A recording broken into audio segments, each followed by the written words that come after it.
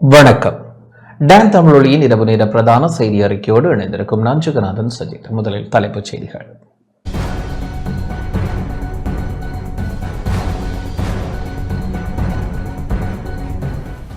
பண மோசடி தடுப்புச் சட்டத்தின் கீழ் கைது செய்யப்பட்டு விளக்கமறியலில் வைக்கப்பட்டிருந்த ஜோஷித ராஜபக்ஷ இன்று பிணையில் விடுவிப்பு. ஜனாதிபதிகளின் ஓய்வூதிய கொடுப்பனவை ரத்து செய்ய முடியாது என உதயகம்மன்பில தகவல். உள்ளூராட்சி தேர்தலின் சில விசேட சரத்துக்கள் அரசியல் அமைப்பிற்கு முரணானவை என தீர்ப்பளிக்க கோரிய மனுக்கள் மீதான விசாரணை நிறைவு.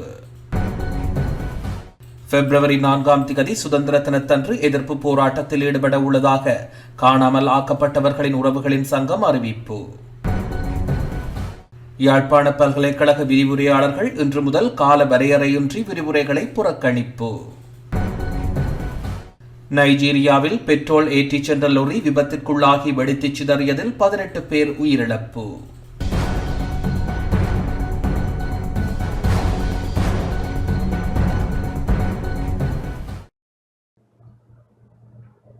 தொடர்வது முதன்மைச் செய்தி.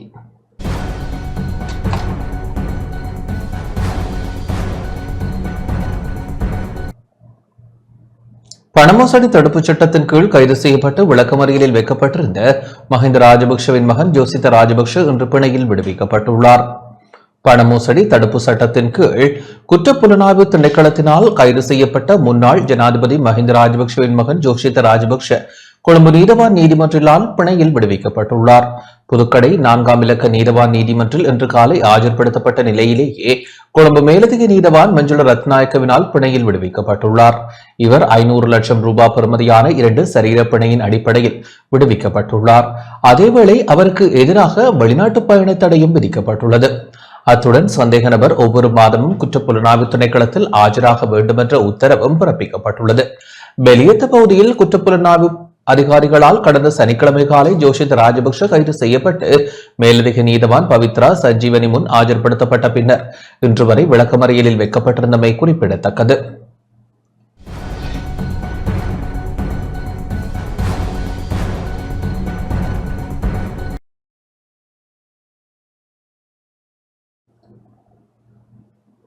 மக்கள் விடுதலை முன்னணியினரின் போராட்ட உணர்வு வெளிப்பட ஆரம்பித்துள்ளது என நாடாளுமன்ற உறுப்பினர் ஹர்ஷன ராஜகருணா தெரிவித்துள்ளார். அரசாங்கத்தின் சுயரூபம் தென்பட ஆரம்பித்துள்ளதாக நாடாளுமன்ற உறுப்பினர் ஹர்ஷன ராஜகருணா தெரிவித்துள்ளார். கொழும்பில் இன்று இடம்பெற்ற ஊடகவியலாளர் சந்திப்பின் போதே அவர் இதனை தெரிவித்தார். සුළුතරට අසාධාරණයක් නොවී කටයුතු කිරීම තමයි ප්‍රජාතන්ත්‍රවාදය. அரசாங்கம் கூறிய வாக்குறுதிகளை நிறைவேற்றுவதாகவும் தெரியவில்லை. அரசாங்கத்தின் சுயரூபம் வெளிப்பட ஆரம்பித்துள்ளது. முன்னைய மக்கள் விடுதலை முன்னணியினரின் போராட்ட உணர்வு வெளிப்பட ஆரம்பித்துள்ளது. நாம் நாடாளுமன்றத்தில் சிறுபான்மையாக இருந்தாலும் சிறுபான்மைக்கு அநியாயம் இடம்பெறாமல் இருப்பதே ஜனநாயகமாகும். ஜனநாயக விரோத செயற்பாடுகளில் இடம்பெற வேண்டாம் என தெரிவித்துக் கொள்ள விரும்புகின்றோம். மக்கள் விடுதலை முன்னணியின் பெலியத்த காரியாலயமே தற்போது நாடாளுமன்றம் போலாகியுள்ளது. இந்த விடயம் ஜனநாயகத்திற்கு விடுக்கப்படும் பாரிய தாக்குதலாகும். தற்போது மக்கள் விடுதலை முன்னணியின் சுயரூபம் வெளிப்படுகின்றது. பெலியத்த காரியாலயத்தில் இருந்தே தற்போது ஒட்டுமொத்த நாட்டையும் இயக்குகின்றனர். සුළුතරට අසාධාරණයක් නොවී කටයුතු කිරීම තමයි ප්‍රජාතන්ත්‍රවාදය. ஜனாதிபதிகளின் ஓய்வூதிய கொடுப்பனவை ரத்து செய்ய முடியாது என பிவிதுர ஹேல உரிமைய கட்சியின் தலைவர் உதய கம்மன்பில தெரிவித்துள்ளார். அரசியல் அமைப்பிற்கு அமைய ஜனாதிபதிகளின் ஓய்வூதிய கொடுப்பனவை ரத்து செய்ய முடியாது என பிவிதுர ஹேல உரிமைய கட்சியின் தலைவர் உதய கம்மன்பில தெரிவித்துள்ளார். கொழும்பில் இன்று இடம்பெற்ற ஊடகவியலாளர் சந்திப்பின் போதே அவர் இதனை தெரிவித்தார்.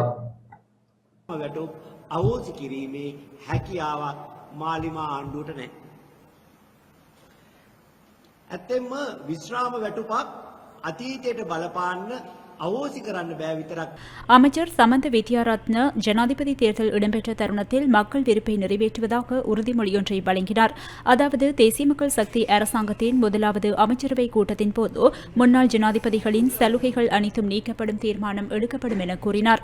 அதிலும் முன்னாள் ஜனாதிபதிகளின் ஓய்வூதிய கொடுப்பனவு இரத்து செய்யப்படும் என கூறினார். ஆனால் தற்போது 10வது அமைச்சரவை கூட்டமும் இடம்பெற்றாகிவிட்டது. ஆனால் இந்த செய்தியை எம்மால் கேட்க முடியவில்லை. அப்படியாயின் அவர்கள் இந்த விடயத்தை மறந்துவிட்டார்களா என வினவ விரும்புகின்றேன். மறக்கவில்லை, மாறாக மறக்க வைத்துள்ளனர். அரசியலமைப்பிற்கு அமைய இப்போது ஓய்வூதியம் பெற்று வரும் ஜனாதிபதிகளின் ஓய்வூதிய கொடுப்பனவை ரத்து செய்ய முடியாது. ඒක සමස්ත ලෝකයේම පිළිගත්ත නීති මූලධර්මයක්. යම් පුද්ගලයෙක් உள்ளூராட்சி சபை தேர்தலில் சில விசேட சரத்துக்கள் அரசியலமைப்பிற்கு முரணானவை என தீர்ப்பளிக்க கூறிய மனுக்கள் மீதான விசாரணையை உயர் நீதிமன்றம் நிறைவு செய்துள்ளது. உள்ளூராட்சி சபை தேர்தலின் விசேட ஏற்பாடுகள் சட்டமூலத்தின் சில சரத்துக்கள் அரசியலமைப்பிற்கு முரணானவை என தீர்ப்பளிக்க கோரி தாக்கல் செய்யப்பட்ட மனுக்கள் மீதான விசாரணையை உயர் நீதிமன்றம் நிறைவு செய்துள்ளது. தனது ரகசிய தீர்ப்பை ஜனாதிபதிக்கும் சபாநாயகருக்கும் அனுப்புவதாக உயர் நீதிமன்றம் இன்று அறிவித்துள்ளது. 2 நாட்கள் நீடித்த வழக்கு விசாரணையை நிறைவு செய்த உயர் நீதிமன்றம் இந்த உத்தரவை பிறப்பித்துள்ளது. இந்த மனுக்களை ஸ்ரீலங்கா முஸ்லிம் காங்கிரஸ் பொதுச் செயலாளர் நிசாம் காரியப்பர் உள்ளிட்ட 4 தரப்பினர் தாக்கல் செய்திருந்தனர்.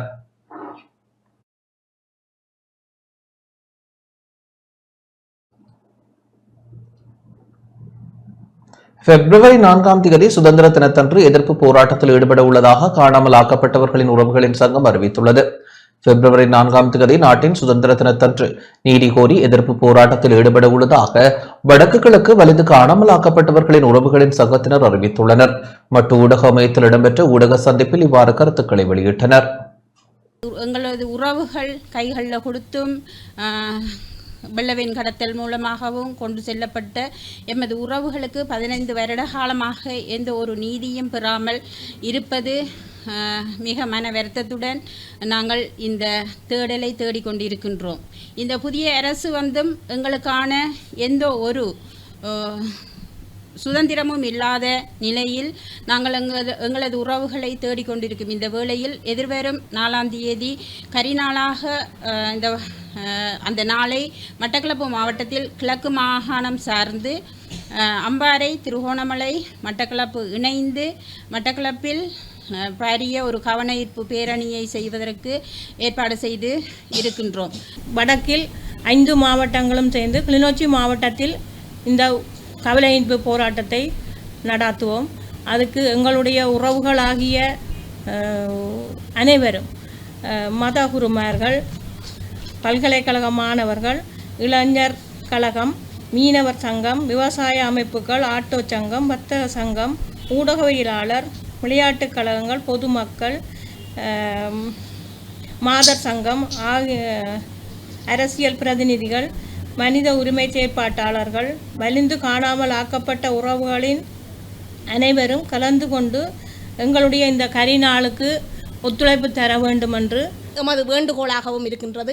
ஏனென்றால் நாங்கள் இன்று வலிந்து காணாமலாக்கப்பட்ட உறவுகளாகிய நாம் தனித்துவமாக இப்போராட்டத்தை கொண்டு செல்கின்றோம் என்றால் இன்று வரை தமிழர்களுக்காக உயிர் போராடி கொண்டிருக்கின்ற போராட்டம் ஒன்றாகவே காணாமலாக்கப்பட்டவர்கள் இன்று போராடி கொண்டிருக்கின்றார்கள். தமிழ் தேசியத்தை பற்றி வெறுமனைய பேச்சு மட்டில் கதைத்து கொண்டிருக்காமல் எமது உறவுகளுக்கான எமது உரிமைகளுக்காக நாம் போராடுவதற்கு ஒன்று திரண்டு நாம் இனியாவது ஒற்றுமையாக எமது உரிமைகளை வென்றெடுக்க அனைத்து தமிழ் மக்களும் இந்த பேரணியில் கலந்து கொண்டு இந்த பேரணியை வலுப்படுத்தி எதிர்காலத்தில் நாம் ஒரு தமிழராக வாழ வேண்டும் என்பதற்காக நாம் அனைவரும் ஒன்று சேர்ந்து குரல் கொடுப்போமாக.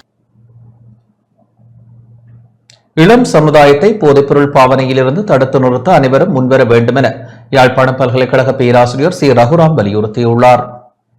இளம் சமுதாயத்தை போதைப்பொருள் பாவனையில் இருந்து தடுத்து நிறுத்தி ஒரு ஆரோக்கியமான சமுதாயத்தை உருவாக்க அனைவரும் செயற்பட வேண்டும் என யாழ்ப்பாண பல்கலைக்கழக பேராசிரியர் சி ரகுராம் வலியுறுத்தியுள்ளார். இன்று ஊடகங்களுக்கு அனுப்பி வைத்த அறிக்கையில் இவ்வாறு குறிப்பிட்டுள்ளார். பல்கலைக்கழக மாணவர்கள் மத்தியிலான போதை பாவனையை தடுத்து நிறுத்தும் முயற்சியில் ஈடுபட்டுள்ளவனாக பல்கலைக்கழக கலைப்பீட மாணவர்கள் ஆரம்பித்துள்ள போதைக்கு எதிரான போராட்டத்திற்கு முழுமையான ஆதரவு கொடுப்பவனாக சமூகத்திடம் தாழ்மையான வேண்டுகோளை விடுக்க விரும்புகின்றேன்.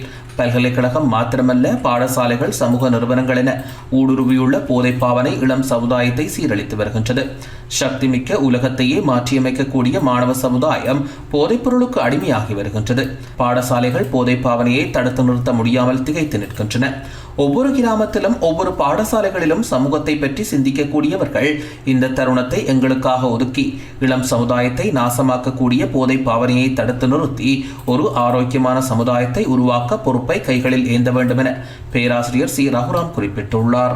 இதேவேளை யாழ்ப்பாண பல்கலைக்கழக விரிவுரையாளர்கள் இன்று முதல் கால வரையறையின்றி விரிவுரைகளை புறக்கணித்துள்ளனர். யாழ்ப்பாண பல்கலைக்கழக ஆசிரியர் சங்கத்தின் அவசர கலந்துரையாடலுக்கு பின்னர் குறித்த தீர்மானம் மேற்கொள்ளப்பட்டுள்ளது. அண்மையில் இடம்பெற்ற யாழ்ப்பாண பல்கலைக்கழக பேரவை கூட்டத்தின் பின்னர் கலை பீடாதிபதி தனது பதவியிலிருந்து ராஜினாமா செய்தார். ராஜினாமாவை அடுத்து பல்கலைக்கழகம் பற்றிய பல கருத்துக்கள் ஊடகங்களிலும் சமூக ஊடகங்களிலும் வெளியாகியிருந்தன. இந்த நிலையில் நிலைமை குறித்து கலந்துரையாடும் வகையில் யாழ்ப்பாண பல்கலைக்கழக ஆசிரியர் சங்கத்தின் விசேட பொதுக்குழு கூட்டம் இன்று காலை 10 மணிக்கு கலைப்பீடத்தில் இடம்பெற்றது.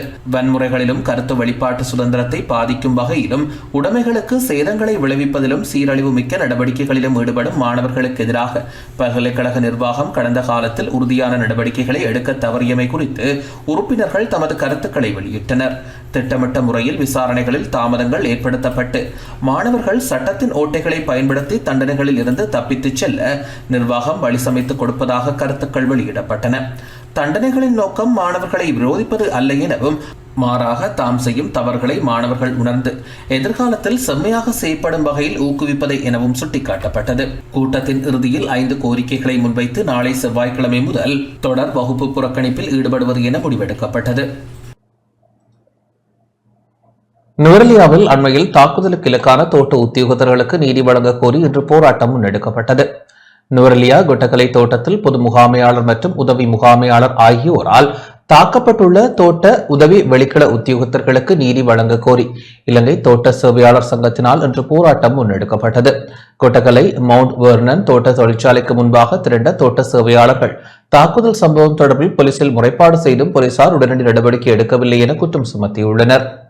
கடந்த 23ஆம் தேதி பொது முகாமையாளரும் உதவி முகாமையாளரும் இணைந்து நடத்திய தாக்குதலில் பாதிக்கப்பட்ட உதவி வெளிக்கள உத்தியோகத்தர்கள் இருவரும் கிளங்கன் வைத்தியசாலையில் சிகிச்சை பெற்று வருகின்றனர் என இலங்கை தோட்ட சேவையாளர் சங்கத்தின் பிரதி தலைவர் எஸ் இளையராஜா தெரிவித்தார். 2 எங்களுடைய உத்தியோகஸ்தர்களை மேனேஜரும் டிப்யூட்டி மேனேஜரும் சேர்ந்து ஆஃபீஸுக்கு வச்சு அடித்து அவங்க 2 பேரும் கிளங்கன் ஆதார வைத்தியசாலையில் அனுமதிக்கப்பட்ட பிற்பாடு நான் இங்கே பேச்சுவார்த்தை மூலமாக அவங்களுக்கு வேலை வாங்கி கொடுத்துட்டு போயிருந்தேன். அப்போ அவங்க பலாத்காரமாக நீ இப்படி தான் லெட்டர் எழுதணும்னு சொல்லிட்டு அவங்களுக்கு அடாவடித்தனமாக அவங்கள அடித்து அவங்கள ஹாஸ்பிட்டலில் தங்க வச்சதுனால இன்றைக்கி வேலை நிறுத்த போராட்டம் ஆரம்பிச்சிருக்கு. எங்கள்கிட்ட கம்பெனி சிஇஓ எங்களை சொல்லியிருந்தார் அவருக்கு சட்ட நடவடிக்கை நாங்கள் எடுக்கிறோன்னு சொல்லிட்டு. அதுக்கப்புறமேல நாங்கள் போலீஸார்கிட்ட முறைப்பாடு செஞ்சிருந்தோம். போலீஸார் இன்ன வருது அவங்கள அரெஸ்ட் பண்ணலை. இனி வரும் காலங்களில் இப்படியான ஒரு அடாவடித்தனம் இருக்கக்கூடாது, போலீஸாரும் சட்ட நடவடிக்கை எடுக்கணும்னு கேட்டுக்கொண்டு அந்த மேனேஜரும் டிப்யூட்டி மேனேஜரும் இங்கே இருக்கக்கூடாது. அவங்க வேலை செஞ்சாங்களா இருந்தால் மேற்கொண்டு நாங்கள் இந்த வேலைநிறுத்த போராட்டம் தொடரும்னு சொல்லி அவங்க இந்த ஸ்டேட்டுக்கு வரக்கூடாதுங்கிறது தான் கோரிக்கை.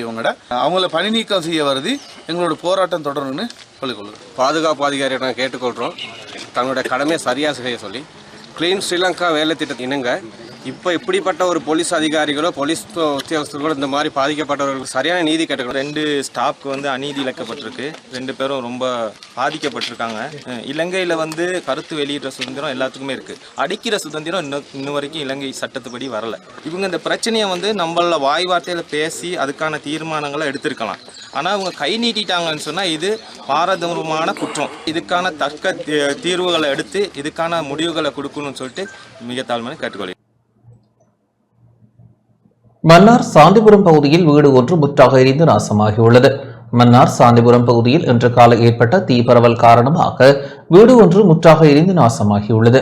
சாந்திபுரம் சிறுவர் பூங்காவிற்கு பின்பகுதியில் திடீரென தீப்பரவல் ஏற்பட்ட நிலையில் அதனை அவதானித்த ஊர் மக்கள் விரைவாக செயற்பட்டு தீப்பரவல் அருகிலுள்ள வீடுகளுக்கு பரவாமல் இருப்பதற்கான நடவடிக்கைகளை மேற்கொண்டனர். அதேவேளை மன்னார் நகரசபையின் தீயணைப்பு வாகனம் உடனடியாக சம்பவ இடத்திற்கு விரைந்ததுடன் முழுமையாக தீ கட்டுப்பாட்டிற்குள் கொண்டு வரப்பட்டது. தீப்பரவல் காரணமாக எந்த ஒரு உயிர் சேதமும் ஏற்படவில்லை. எனினும் வீட்டில் இருந்த உடைமைகள் அனைத்தும் எரிந்து நாசமாகின. இதன்போது இலங்கை மின்சார சபையினரும் உடனடியாக சம்பவ இடத்திற்கு சென்று நடவடிக்கைகளை மேற்கொண்டனர்.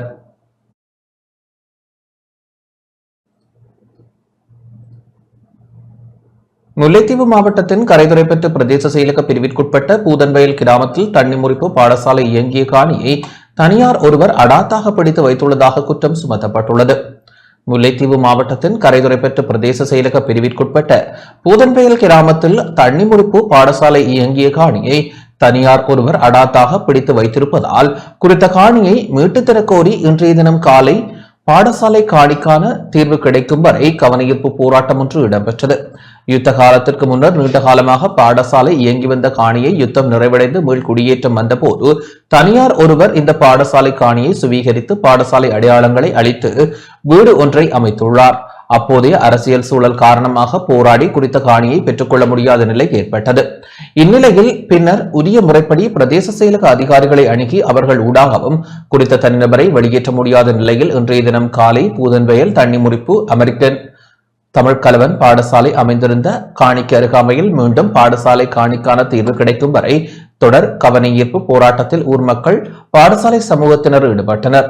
குறித்த போராட்டத்தில் ஒடுக்கப்பட்ட சமுதாயத்தின் உரிமை குரல் சட்டம் எம்மை கைவிட்டு விட்டதா, பக்கச்சார்பற்ற தீர்வை தாருங்கள், கல்வி என்பது சம உரிமை, அவை எமக்கு மட்டும் கிடைக்காதது ஏன், திறமையுள்ள எமது கல்வியை தட்டி பறிக்காதீர்கள் போன்ற பல்வேறு பதாதைகளை தாங்கியவாறு தற்காலிக கொட்டகை அமைத்து போராட்டத்தில் ஈடுபட்டனர். குறித்த பாடசாலை பூதன்வயல் பொதுநோக்கு மண்டபத்தில் மரங்களுக்கு கீழ் 53 மாணவர்களுடன் வசதிகளற்ற நிலையில் இயங்கி வருகின்றது. குறித்த போராட்டத்திற்கான தீர்வுகள் கிடைக்கப்பெறாத நிலையில் பாடசாலை செல்லும் மாணவர்களை இடைநிறுத்தி மாணவர்களுடன் போராட்டத்தில் ஈடுபடுவோம் என போராட்டக்காரர்கள் தெரிவித்தனர். சம்பவ இடத்திற்கு விரைந்த முள்ளியவளை போலீசார் மேலதிக விசாரணைகளை மேற்கொண்டு வருகின்றனர்.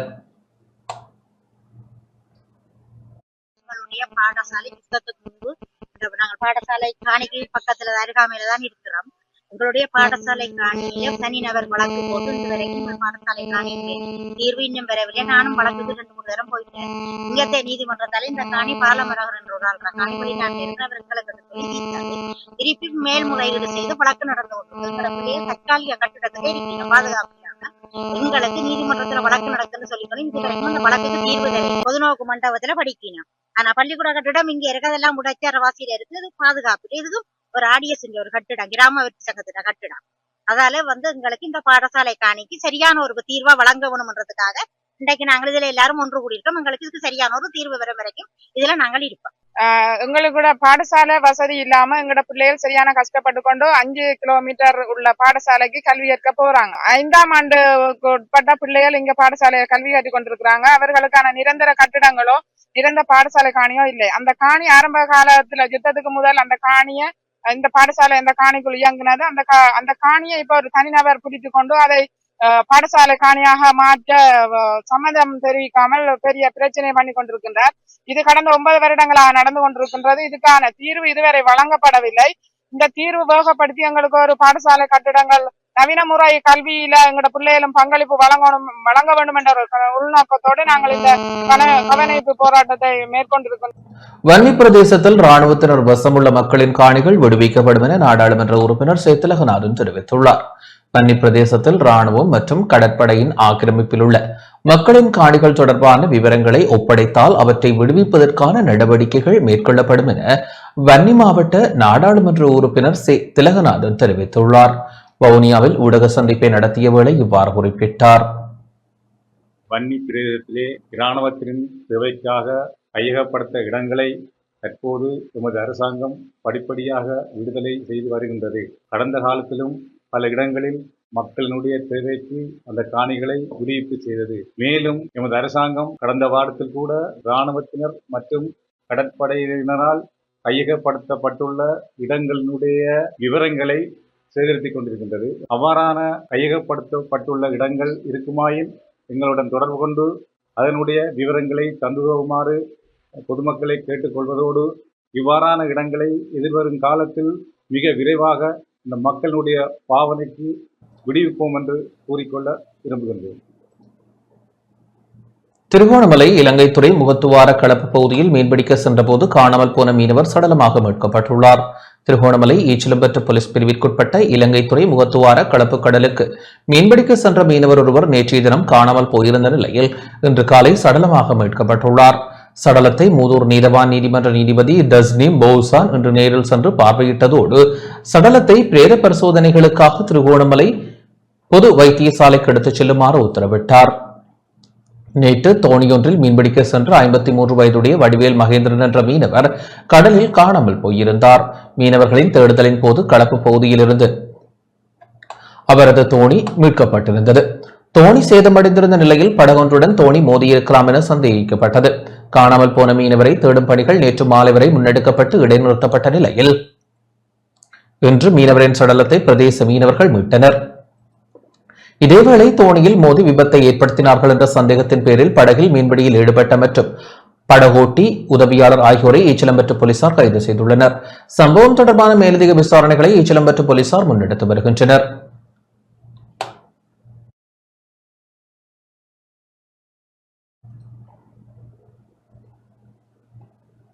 அம்பாறை காரைதீவு பிரதேச ஒருங்கிணைப்பு குழு கூட்டம் இன்று இடம்பெற்றது. அம்பாறை காரைதீவு பிரதேசத்தின் பிரதேச ஒருங்கிணைப்பு குழு கூட்டம் இன்று பிரதேச செயலக கேட்போர் கூடத்தில் இடம்பெற்றது. ஒருங்கிணைப்பு குழு தலைவரும் நாடாளுமன்ற உறுப்பினருமான ஆதம்பாபா தலைமையில் பிரதேச செயலாளர் நெறிப்படுத்தலில் கூட்டம் இடம்பெற்றது. நாடாளுமன்ற உறுப்பினர்களான MS உதுமாலிப்பை, அஷ்ரப் தாஹிர், கோடீஸ்வரன் மற்றும் திணைக்கள தலைவர்களும் கலந்து கொண்டு தங்களது ஆக்கபூர்வமான கருத்துக்களை முன்வைத்தனர். காரைதீவு பிரதேச எல்லைக்குட்பட்ட சிறந்த திட்டங்களை மக்களின் தேவை கருதி நாடாளுமன்ற உறுப்பினரும் ஒருங்கிணைப்பு குழு தலைவருமான ஆதம்பாபா பிரதேச செயலாளருக்கும் உரிய திணைக்கள தலைவர்களுக்கும் தெளிவுபடுத்தினார்.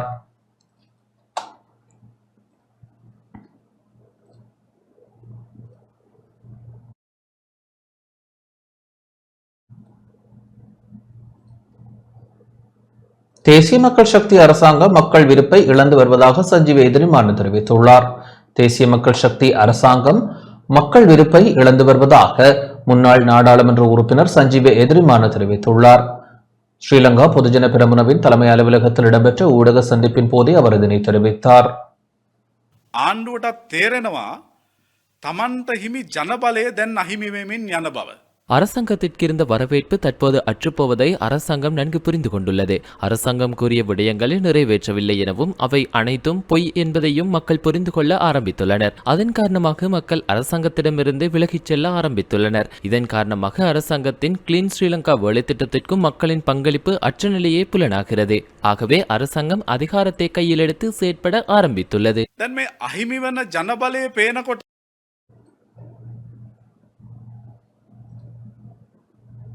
நெல்லிற்கான நிர்ணய விலை அடுத்த வாரம் அறிவிக்கப்படும் என கூட்டுறவு பிரதி அமைச்சர் தெரிவித்துள்ளார். நெல்லிற்கான நிர்ணய விலை அடுத்த வாரங்களில் தீர்மானிக்கப்பட்டு கூட்டுறவு சங்கங்கள் மற்றும் ஏனைய அரச நிறுவனங்களினால் நெல் கொள்வனவு செய்யப்படும் என கூட்டுறவு பிரதி அமைச்சர் உபாலி சமரசிங்க தெரிவித்துள்ளார்.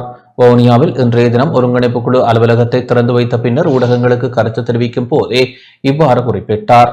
தொடர்ந்தும் கருத்து தெரிவித்த அவர், பெரும்போக நெல் அறுவடை முன்னெடுக்கப்பட்டு வருகின்ற நிலையில் விவசாயிகளிடம் இருந்து நெல்லினை கொள்வனவு செய்வதற்கான ஒழுங்குகள் அரசாங்கத்தினால் முன்னெடுக்கப்பட்டு வருகின்றது. இருந்தபோதும் இச்செயற்பாடானது துரிதமாக இடம்பெறவில்லை மற்றும் நெல்லிற்கான நிர்ணய விலை இல்லை என்ற ஆதங்கம் விவசாயிகளின் மத்தியில் இருக்கின்றது என்பதை நாங்கள் அறிகின்றோம். கடந்த 2-3 வருடங்களாக அரசினால் நெல் கொள்வனவு செய்யப்படவில்லை.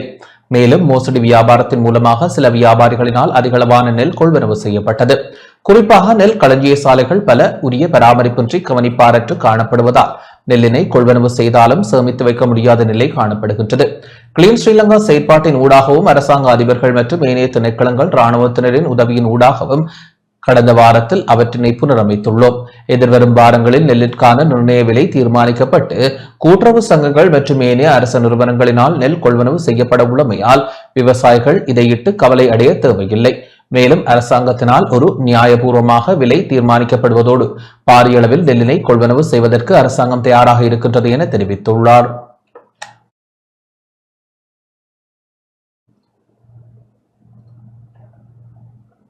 அம்பாறையில் வெள்ளத்தினால் நெற்செய்கை பாதிக்கப்பட்டுள்ளது.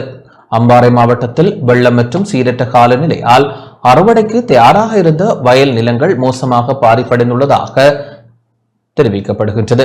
ஆலையடிவம்பு பிரதேச செயலாளர் பிரிவிற்குட்பட்ட நீத்தியாற்று கண்டம், பொத்தானை, கீத்துப்பத்து, பட்டிமேட்டு, பாமங்கை, அலிகம்பை, கன்னிக்கிராமம், பெனங்காடு பகுதிகளில் பெருமளவான பாதிப்புகள் பதிவாகியுள்ளன. ஆற்றை அண்டிய வயல் நிலங்கள் அதிகமாக பாதிக்கப்பட்டுள்ளதுடன் கீத்துப்பத்து அணை உடைப்படுத்தாலும் அதனோடு இணைந்த பல்வேறு விவசாய நிலங்களும் சேதமடைந்தன. அதே நேரம் அறுவடையும் இடம்பெற்று வரும் நிலையில் நிர்ணய விலை தீர்மானிக்கப்பட்ட போதும் நெல்லிற்கான உரிய விலையினை பெற்றுக் கொள்வதிலும் விவசாயிகள் சிரமங்களை எதிர்கொண்டுள்ளனர். மட்டக்களப்பு காத்தான்குடியில் வெள்ளத்தால் பாதிக்கப்பட்ட மக்களுக்கு நஷ்டஈட்டு கொடுப்பனவுகள் வழங்கப்பட்டன. மட்டக்களப்பு காத்தான்குடி பிரதேச செயலாளர் பிரிவில் அண்மையில் ஏற்பட்ட வெள்ள அனர்த்தத்தினால் பாதிக்கப்பட்ட குடும்பங்களுக்கு அனர்த்த சேவைகள் அமைச்சினால் இன்று நஷ்டஈட்டு கொடுப்பனவுகள் வழங்கப்பட்டன. காத்தான்குடி வாவிக்கரையை அண்மித்த கிராம உத்தியோகத்தர் பிரிவுகளில் வசிக்கும் வெள்ள அனர்த்தத்தினால் பாதிக்கப்பட்ட வீடுகளின் உரிமையாளர்களிடம் காசோலைகள் கையளிக்கப்பட்டன. 30 குடும்பங்களுக்கு தலா 10,000 ரூபாய் முதல் கட்டமாக வழங்கப்பட்டன.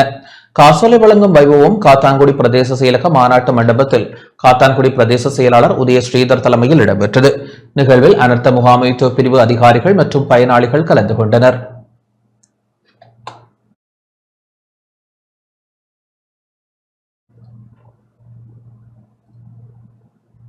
யாழ்ப்பாணம் வடமராட்சி வேதராணியேஸ்வரா முன்பள்ளியில் இன்று கால்கோள் விழா இடம்பெற்றது.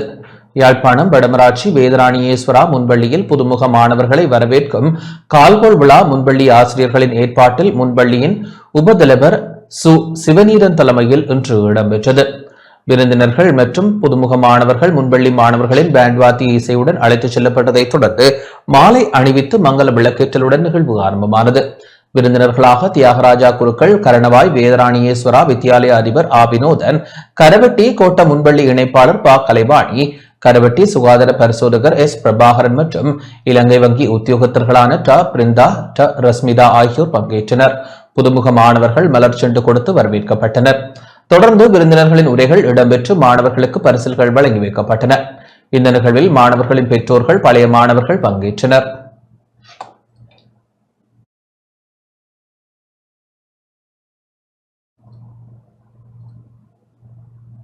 வவுனியாவின் ஒருங்கிணைப்பு குழு அலுவலகம் திறந்து வைக்கப்பட்டது. வவுனியா மாவட்ட ஒருங்கிணைப்பு குழு அலுவலகம் இன்று பிரதி அமைச்சர் உபாலி சமரசிங்கவினால் திறந்து வைக்கப்பட்டது. வவுனியா மன்னார் வீதியில் வவுனியா தெற்கு பிரதேச செயலக வளாகத்தில் அமைந்துள்ள கட்டடத்திலேயே குறித்த ஒருங்கிணைப்பு குழு அலுவலகம் திறந்து வைக்கப்பட்டது. நாடாளுமன்ற நாட்கள் தவிர்த்த தினங்களில் மக்கள் தங்களுடைய தேவைகளை நிறைவேற்றும் வகையில் குறித்த அலுவலகத்தில் ஒழுங்கமைப்பு செய்யப்பட்டுள்ளதாகவும் தெரிவிக்கப்பட்டுள்ளது. இந்நிகழ்வில் வன்னி மாவட்ட நாடாளுமன்ற உறுப்பினர்களான மா ஜெகதீஸ்வரன், திலகநாதன் ஆகியோரும் கலந்து கொண்டனர்.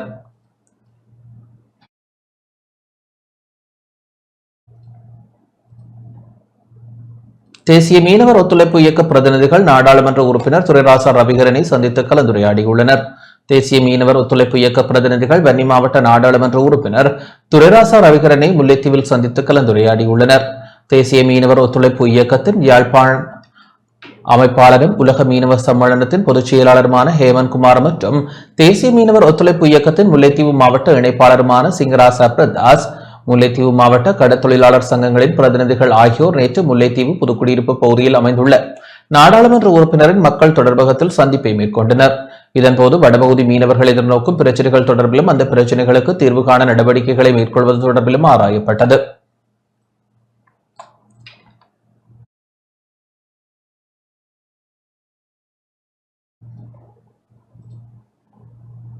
கிழக்கு மாகாண ஆளுநருக்கும் ஆசிரியர் பரீட்சை எழுதி நேர்முக பரீட்சைக்கு தோற்றிய பட்டதாரிகளுக்கும் இடையிலான சந்திப்பு இன்று இடம்பெற்றது. கிழக்கு மாகாண ஆளுநர் பேராசிரியர் ஜெயந்தலால் ரத்னசேகரவிற்கும் 2024 ஆண்டு ஆகஸ்ட் மாதம் நடைபெற்ற மாகாண ஆசிரியர் பரீட்சைக்கு தோற்றி நேர்முக பரீட்சைக்கு முகம் கொடுத்த வேலையற்ற பட்டதாரிகள் குழுவுக்கும் இடையிலான சந்திப்பு இன்று இடம்பெற்றது. திருகோணமலையில் உள்ள ஆளுநர் அலுவலகத்தில் நடைபெற்ற சந்திப்பின் போது பட்டதாரிகள் தங்கள் பிரச்சினைகளை முன்வைத்தனர்.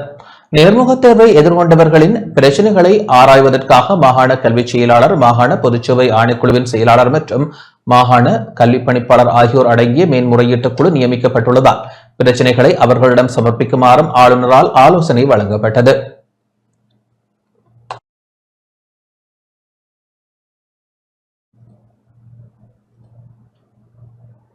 அம்பாறை அக்கரைப்பற்று மணிக்கூட்டு கோபுரத்திற்கு முன்பாக உள்ள வடிகான்கள் துப்புரவு செய்யப்பட்டன. அம்பாறை அக்கரைப்பற்று கல்முனை பிரதான வீதியில் அமைந்துள்ள மணிக்கூட்டு கோபுரத்திற்கு முன்பாக காணப்படும் வடிகானில் அண்மையில் ஏற்பட்ட வெள்ளத்தினால் சேர்ந்த பிளாஸ்டிக் கழிவுப் பொருட்கள் இன்று அகற்றப்பட்டன. வீதி அபிவிருத்தி அதிகார சபையின் ஒத்துழைப்புடன் கழிவகற்றல் பணி இடம்பெற்றது. வடிகான்கள் மழைக்காலத்திற்கு முன்னர் சுத்திகரிப்பு செய்யப்படாததால் நீர் வடிந்தோட முடியாது பிரதான வீதியில் தேங்கியதை அடுத்து மக்கள் சிரமங்களுக்கு மத்தியில் பயணங்களில் ஈடுபட்டிருந்தனர். அக்கரைப்பற்று பிரதான வீதியை சேர்ந்த வர்த்தகர்கள் சம்பந்தப்பட்ட அதிகாரிகளிடம் முறையிட்டும் கழிவுகள் அகற்றப்படாத நிலையில் இன்றைய தினம் வடிகான் சுத்திகரிப்பு செய்யப்பட்டமை குறிப்பிடத்தக்கது.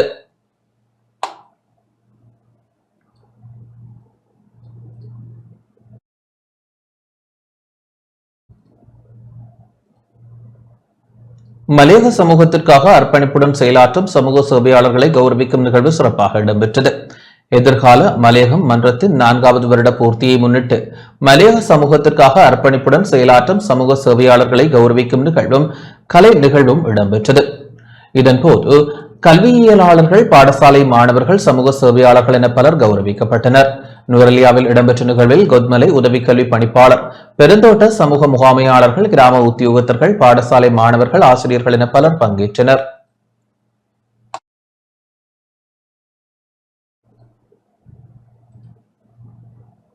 நாடளாவிய ரீதியில் போக்குவரத்து சுற்றி வளைப்புகள் ஆரம்பிக்கப்பட்டுள்ளன.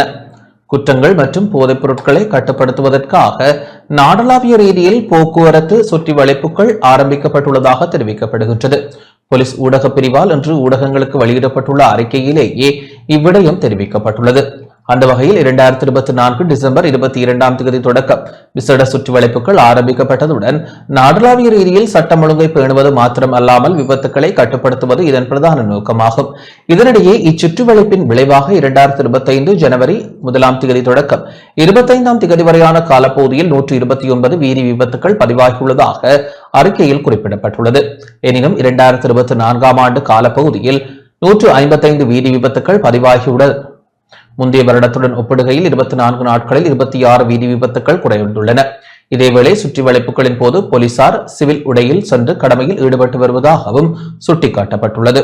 அதேபோன்று வாகனங்களில் பொருத்தப்பட்டிருக்கும் மேலதிக உதிரி பாகங்களினால் வாகனங்களில் பயணிக்கும் மற்றும் பாதசாரிகளுக்கு ஏற்படும் விபத்துக்களை குறைக்கவும் நடவடிக்கை மேற்கொள்ளப்பட்டுள்ளது. இதனிடையே ஆபத்துக்கள் இல்லாது அலங்கரிக்கப்பட்ட உதிரி பாகங்களை சட்ட ரீதியாக பதிவு செய்து அதனுடன் உள்ளடக்கப்படுவதற்கும் அல்லது அதனை அகற்றுவதற்கும் 3 மாத சலுகை காலம் வழங்க நடவடிக்கை எடுக்கப்பட்டுள்ளது. கடந்த 12ஆம் தேதி தொடக்கம் குற்றங்கள் மற்றும் போதைப்பொருள் விசேட சுற்றி வளைப்புகள் ஆரம்பிக்கப்பட்டுள்ளதுடன் நாடு பூராகவும் 607 போலீஸ் நிலையங்கள் மற்றும் விசேட பிரிவுகளின் பங்கேற்புடன் வீதி தடைகளை ஏற்படுத்தி வீதிகளில் சந்தேகத்திற்கிடமான நபர்கள் வாகனங்களை பரிசோதனைக்குட்படுத்தவும் அவதானம் செலுத்தப்பட்டுள்ளது. மேலும் 13 நாட்களில் 2,77,582 நபர்களை பரிசோதனைக்குட்படுத்தியதுடன் 844 வாகன நடத்தப்பட்டதுடன் குற்றங்களுடன் நேரடியாக தொடர்புபட்டிருந்த 249 சந்தேக நபர்கள் மற்றும் பிடியாணை பிறப்பித்திருந்த 4020 பேரை கைது செய்ய முடிந்ததாகவும் தெரிவிக்கப்பட்டுள்ளது. துப்பாக்கிச்சூட்டு சம்பவத்துடன் தொடர்புடைய நபர்களுக்கு எதிராகவும் போதைப்பொருள் குற்றச் செயல்களுடன் தொடர்புபட்டவர்களுக்கு எதிராகவும் கடந்த காலங்களில் நடந்த கொலை சம்பவங்களுக்கு எதிராகவும் விசாரணைகள் இடம்பெற்று வருவதாகவும் அறிய முடிகின்றது.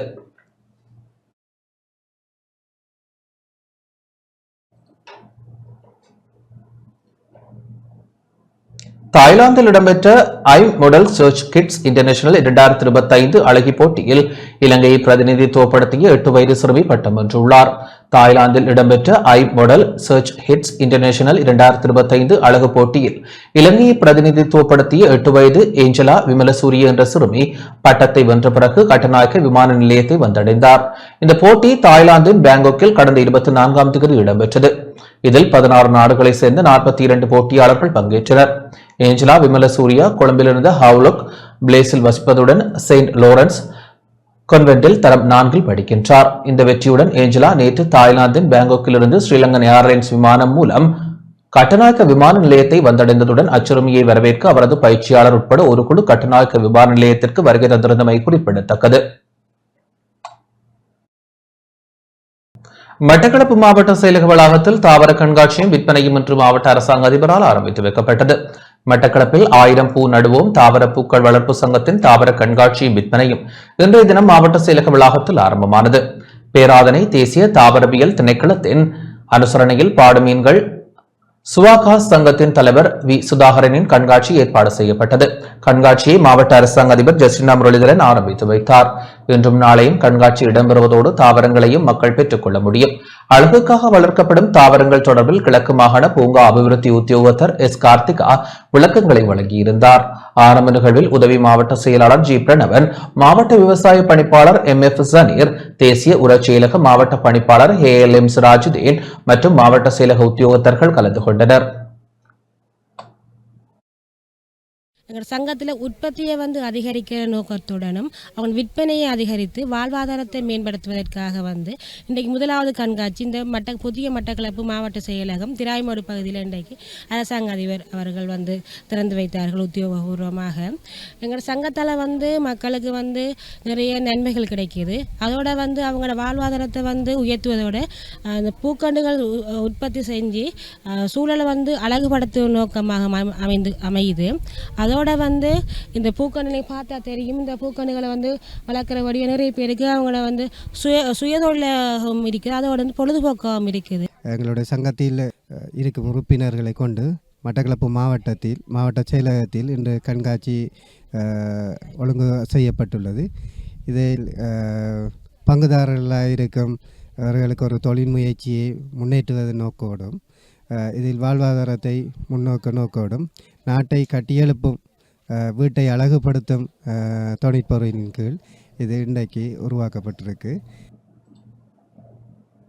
முல்லைத்தீவில் தற்சார்பு பொருளாதாரத்தை மேம்படுத்தும் வகையில் தையல் பயிற்சியை நிறைவு செய்த 19 பெண்களுக்கு சான்றிதழ் வழங்கப்பட்டுள்ளது.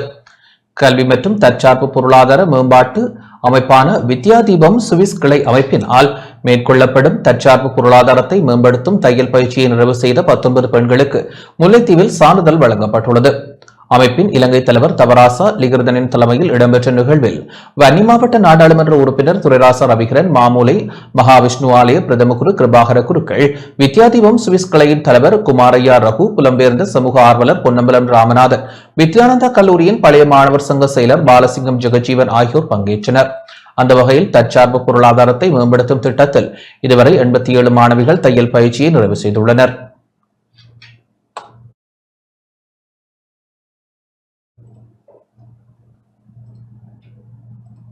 கிழக்கு மாகாண ஆளுநர் புல்மோட்டைக்கு விசேட கள விஜயம் ஒன்றை மேற்கொண்டார். கிழக்கு மாகாண ஆளுநர் பேராசிரியர் ஜெயந்தலால் ரத்னசேகர நேற்று திருகோணமலை புல்மோட்டை பகுதிக்கு கள விஜயம் ஒன்றை மேற்கொண்டார். ஆளுநரின் கள விஜயத்தின் போது கிழக்கு மாகாண ஆளுநரின் செயலாளர் JS அருள்ராஜ் உட்பட அதிகாரிகள் குழுவும் இணைந்திருந்தது. புல்மோட்டை பொது மருத்துவமனையை ஆய்வு செய்த ஆளுநர் மருத்துவமனையில் நிலவும் பிரச்சினைகள் குறித்து ஊழியர்களுடன் கலந்துரையாடினார். 2015ஆம் ஆண்டு கட்டி முடிக்கப்பட்டு குச்சவெளி பிரதேச சபைக்கு சொந்தமானதாகவும் ஆனால் இதுவரை பயன்படுத்தப்படாமலும் கைவிடப்பட்ட நிலையிலும் உள்ள புல்மோட்டை பொது சந்தை வளாகத்தையும் ஆளுநர் பார்வையிட்டார். இந்த வணிக வளாகத்தை உடனடியாக பொதுமக்களுக்கு திறக்க நடவடிக்கை எடுக்கவும் ஆளுநரால் அறிவுறுத்தல் வழங்கப்பட்டது.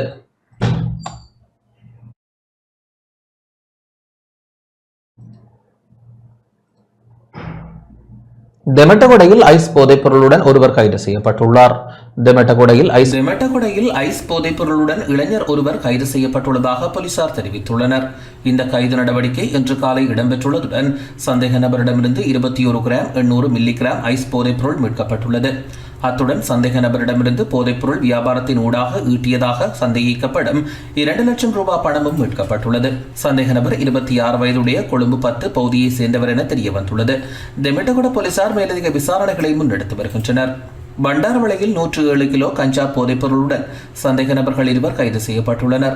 பதில் போலீஸ் மா அதிபரின் ஆலோசனைக்கமைய நாடு தழுவிய ரீதியில் முன்னெடுக்கப்பட்டு வரும் குற்றச்செயல்களுக்கு எதிரான சுற்றிவளைப்பு நடவடிக்கையின் போது நேற்று ஹல்துமுல்ல பகுதியில் பண்டாரவளை குற்றத்தடுப்பு விசாரணை அதிகாரிகளுக்கு கிடைக்கப்பெற்ற தகவலுக்கு அமைய முன்னெடுக்கப்பட்ட சுற்றிவளைப்பு நடவடிக்கையின் போதே இந்த கைது இடம்பெற்றுள்ளது.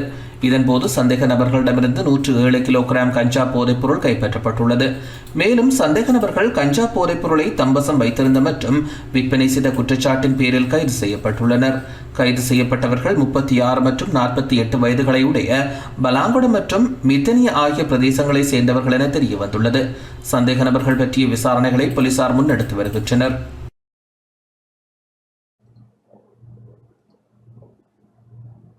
அகங்கல கடலில் நீராடச் சென்ற வெளிநாட்டு பிரஜை ஒருவர் உயிரிழந்துள்ளார்.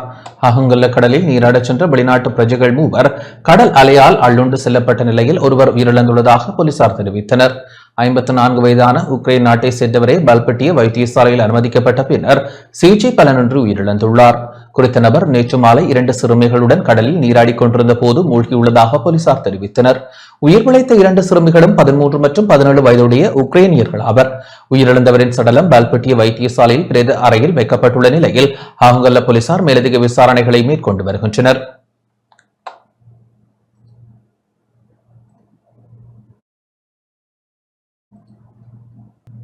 இத்துடன் இந்த செய்தி அறிக்கை நிறைவடைகின்றது. வணக்கம்.